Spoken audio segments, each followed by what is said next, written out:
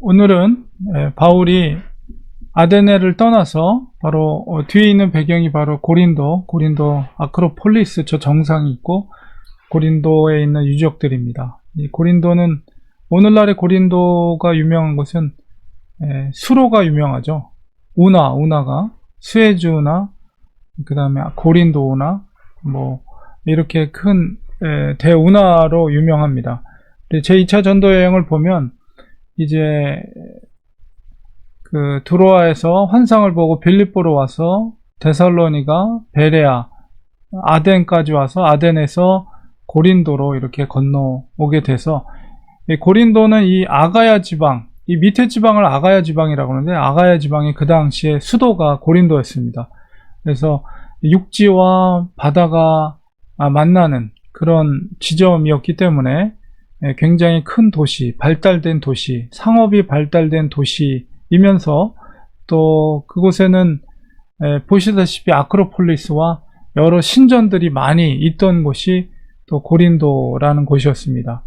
아직까지 베레아에서 데살로니가에서 실로와 디모데가 내려오지 않은 상태에서 홀로 아데네와 고린도까지 오게 됐는데, 그 사역 가운데 또 새로운 귀한 동역자를 만나게 됩니다. 바로 브루스길라와 아굴라 부부입니다. 브루스길라 아굴라 부부는 원래 이탈리아에서 살고 있었던 그리스도인 부부였습니다. 그런데 이제 글라우디오 로마 황제 때에 유대인 추방령이 있었거든요. 그러니까 아마도 그리스도 역사를 보면 그리스도로 인하여서 거기에 많은 분란이 생겼다, 혼란함이 생겼다. 그래서 로마에서 아예 유대인을 추방시키는 추방령을 내렸습니다. 그때에 이제 브루스길라 아굴라 부부가 로마에서 이제 떠나서 결국은 이 고린도 지역에 와서, 고린도 지역이 아무래도 상업의 중심지이다 보니까 자연스럽게 고린도까지 오게 되었고, 특별히 이제 3절에 보면 18장 3절에 생업이 같았다 이렇게 표현되어 있는데, 바로 천막을 만드는 일, 사도 바울도 이제 천막을 만드는 일을 복음을 전하다가도 자비량 선교를 위해서 천막을 만드는 일을 했거든요.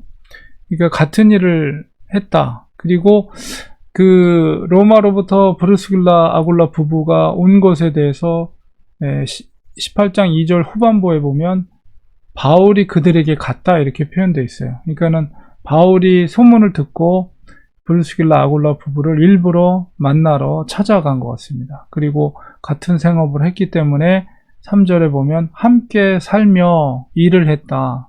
그러니까 같은 집에서 같이 공동체 생활을 하면서 또 이 천막 만드는 일을 같이 했던 것 같아요.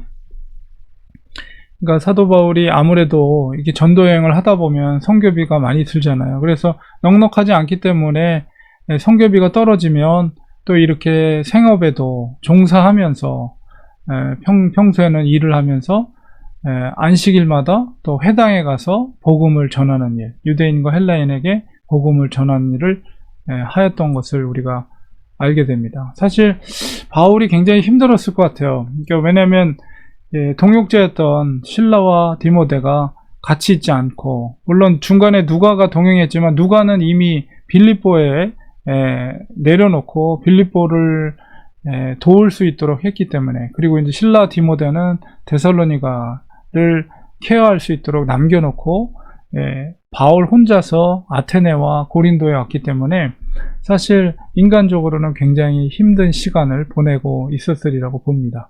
이제 그때 마침 이제 실라와 브루스길라 아굴라를 만난 것은 정말 하나님의 귀한 은혜, 귀한 만남이었다 이렇게 볼 수 있고, 그때 이제 실라와 디모데가 이제 마게도냐로부터 이제 내려왔다. 그래서 바울이 하나님의 말씀에 붙잡혀, 이 말은 뭐냐면 우리가 데살로니가 전후서가 사도 바울의 서신 중에 가장 먼저 기록이 된 거거든요. 이 고린도에 머물러고 있는 동안 사도 바울이 디모데를 통해서 두 번에 걸쳐서 이 데살로니가 전후서를 보냈는데, 그 데살로니가 전서에 보면 이런 기록이 있습니다. 디모데와 실라를 만나는 부분.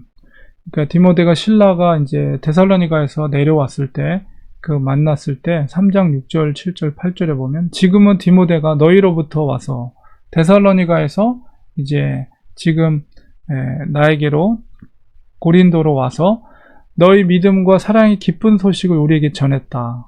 그러니까 디모데와 실라가 와서 믿음의 소식, 사랑의 소식, 이건 뭐냐면 아마도 데살로니가 성도들이 바울에게 필요한 선교비를 충당한 것 같고, 그 다음에 그들이 고난 가운데 있지만 믿음에 든든히 서 있다는 기쁜 소식을 디모데를 통해서 바울에게 전달을 한 것 같습니다.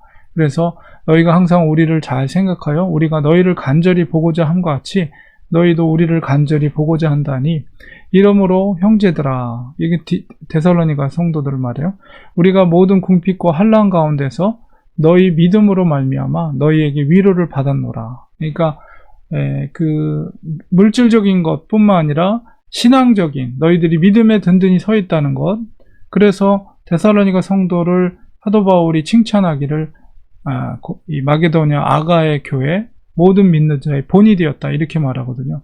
그래서 그들로부터 내가 위로를 받았다. 그러므로 너희가 주 안에 굳게 선즉 우리가 이제는 살리라.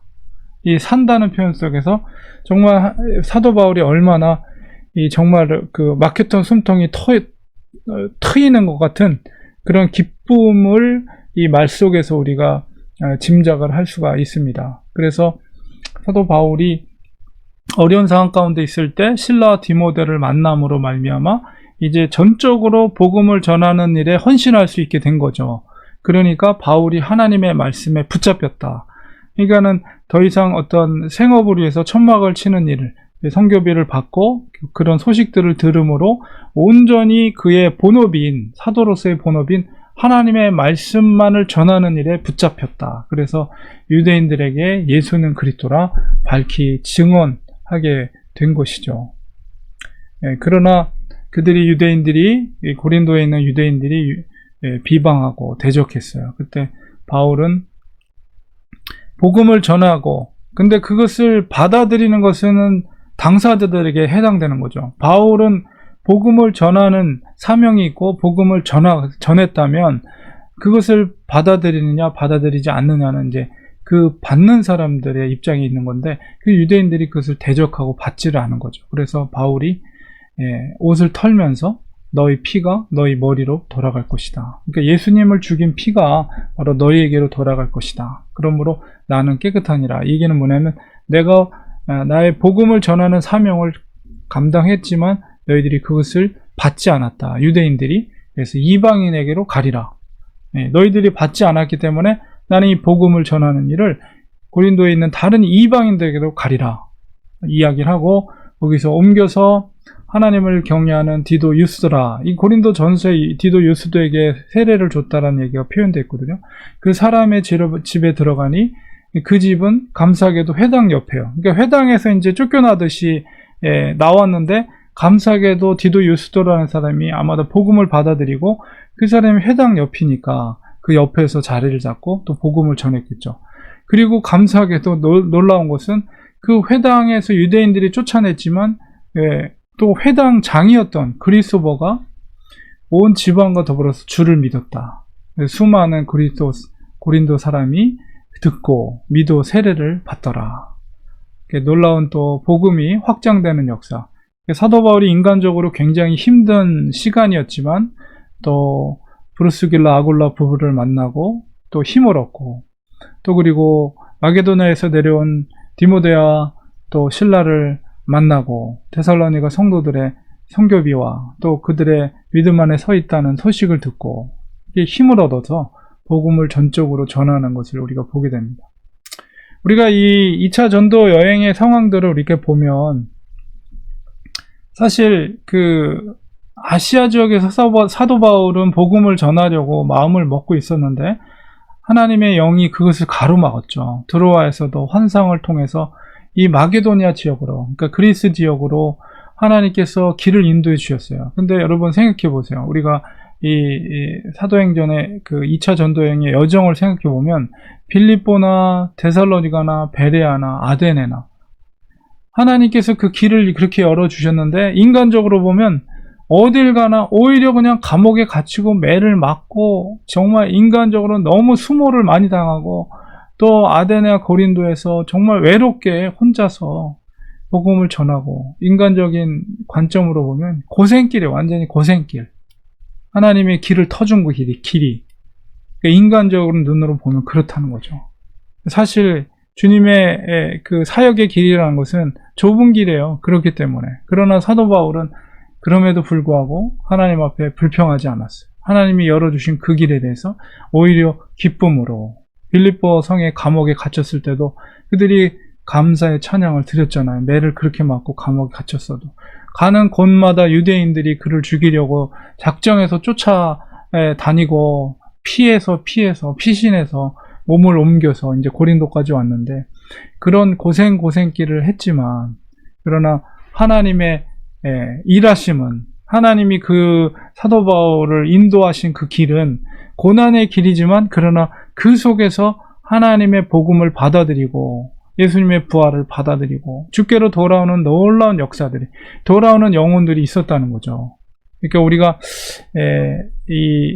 그 사실을 볼 때, 사실 주님의 길이라는 것은, 주님이 여는 길이 절대 형통한 길이 아니에요. 인간적인 눈으로 보면 고생길, 정말 매 맞고 감옥에 갇히고 도망다니고 그런 길이에요. 그게 얼마나 인간적으로 보면 슬프고 외롭고 정말 고통스러운 길입니까? 그러나 하나님은 그 길을 가기를, 사도 바울이 그 길을 가기를 원하셨던 거죠. 그래서 결국 고린도까지 왔고, 이제 우리가 이어지는 이제 말씀 속에서 하나님께서 고린도에서 환상을 보여주시고 그에게 이제 위로하는 장면이 이어지는 말씀 속에 있는데, 바로 우리는 믿음으로 가는 겁니다. 우리도 역시 오늘날에 하나님이 우리에게 하나님의 길을 열어주셨을 때는 그 길이 인간적으로는 힘든 길일 수 있어요. 정말 고생길이고 매맞는 길일 수도 있고요. 감옥에 갇히는 길일 수도 있어요. 그러나 하나님의 믿음의 관점으로 보면, 하나님이 이 길을 연 길은 정말 생명을 살리는, 하나님이 꼭 부르셔야 할 영혼들이 있는 그곳으로 보내신다는 거예요. 그래서 그 사람들을 만나게 하시고 그 사람들에게 복음을 전하게 해주셔서 하나님은 그 잃어버린 영혼들을 찾는다는 거죠. 100마리의 양 중에서 잃어버린 한 마리 양을 위해서 그 목자가 정말 험한 그 골짜기를 찾아 헤맸듯이, 하나님은 하나님의 사람들을, 하나님의 길을 그렇게 열으셔서 찾아야 할 영혼을 찾게 하신다. 그러니까 우리는 믿음으로 가는 겁니다. 우리가 주님이 그 여시는 길, 가야 할 길을 우리는 믿음으로 가야 돼요. 왜냐하면 그 길 끝에 빌립보서에서도 사도 바울이 얘기한 것처럼 우리가 통독했잖아요, 어제. 나는 달려갈게. 나는 과거에 지난 것 내가 이루었다. 완전히 이루었다라고 나는 생각하지 않는다. 여전히 나는 표대를 향하여, 부르심, 하나님의 하늘로부터 부른 상을 바라보면서 나는 여전히 주님이 부르신 그 표대를 향해 걸어간다. 사도 바울이 고백했던 것처럼 사도 바울의 그 길은 끊임없이 하나님의 부르심에 합당한, 그리고 영혼들을 찾으시고자 하시는 하나님의 마음에 합한 그 길을 걸어갔다. 우리가 그런 것을 본받아서, 여러분, 믿음의 길은 그런 것입니다.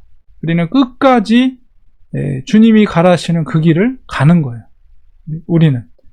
그리고 그 끝에 하나님 분명히 그것에 대해서 부름의 상을 주실 것입니다.